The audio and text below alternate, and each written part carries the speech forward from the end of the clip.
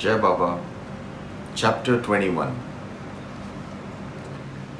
There was a man called Bhimaji Patil of Narayangaon.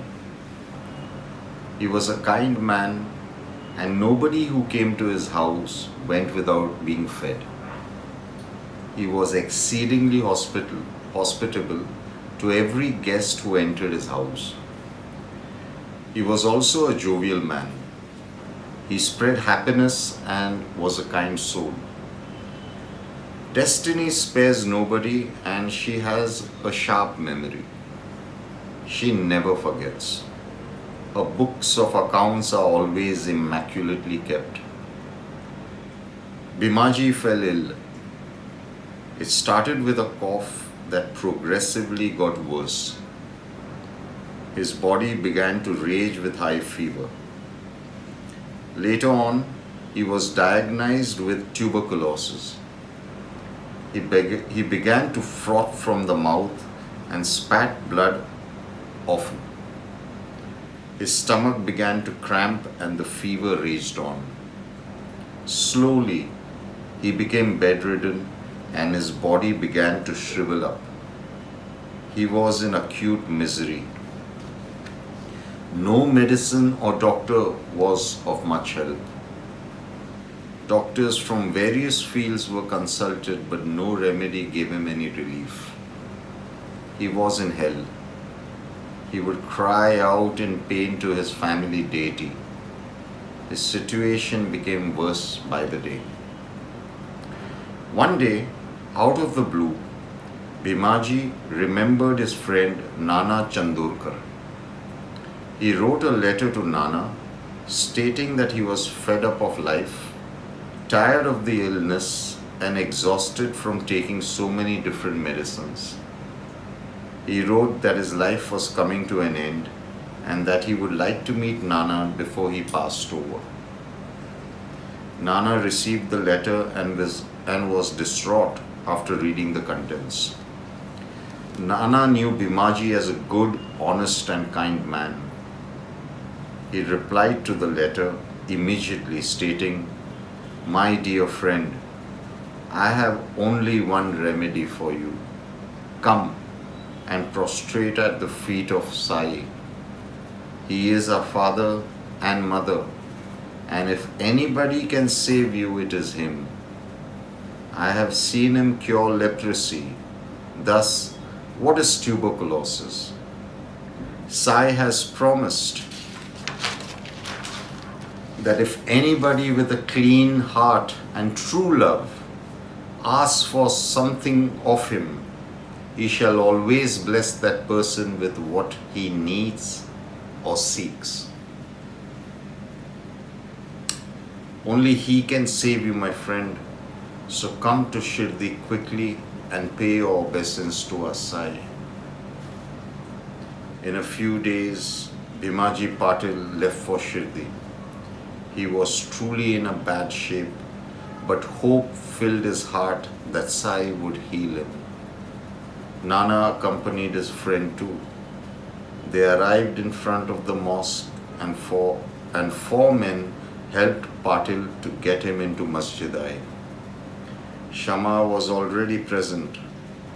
Baba looked at Bhimaji and then turned to a Shama. "Shama, how many times are you going to trouble me? Is this right on your part?" Bhimaji somehow managed to prostrate at the feet of Baba Sai. "Baba, have mercy on me.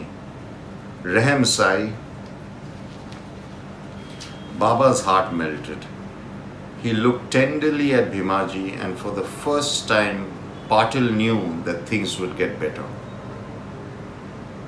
Baba said, "The moment anybody sets foot into this mosque, their troubles have to end. You may be deep in suffering, but the moment you enter Shirdi and the moment you enter Masjid-i, her blessings shall take care of the rest. The workings of karma are rigid. She spares nobody, not even the very gods. But if you have come with true love and faith, And if you truly surrender to the wisdom of your Sai, things shall only get better. The Fakir is very merciful. He is filled with compassion. Your problems shall either be solved or you shall get the strength and wisdom to go through your calamity. This is my promise. You are suffering because of your karma. Allah Malik. Sab theek hoga. All will get well. Baba told Patil to go to Bhima Bai's house and settle down there. He would get better in a few days. Patil was already wonderstruck. He had been with Baba for a while, and in all that time, he had not vomited blood even once. Earlier, he would vomit every few minutes. That itself was a miracle. He hadn't frothed at the mouth at all this while when he was with Baba. Baba gave Patil the sacred ash from the holy fire. He applied a little of the udi on Patil's forehead, blessed him, and then sent him to Bhima Bai's house. Whilst going out, Patil did not need the 4 men to carry him to his carriage. He walked out of the mosque as though a renewed man. Bhima Bai's place was not the ideal joint, as there were many other places in Shirdi which were more accommodative and spacious. But as Baba had commanded, Patil obeyed. The floor was wet, so he spread out 2 sacks over which he spread his bedding and slept. That night he had 2 dreams. In the first dream, he was being flogged mercilessly by his class teacher. In the second, somebody rolled a heavy stone up and down his chest. He suffered tremendously in both the dreams, but when he woke up in the morning, he was completely cured.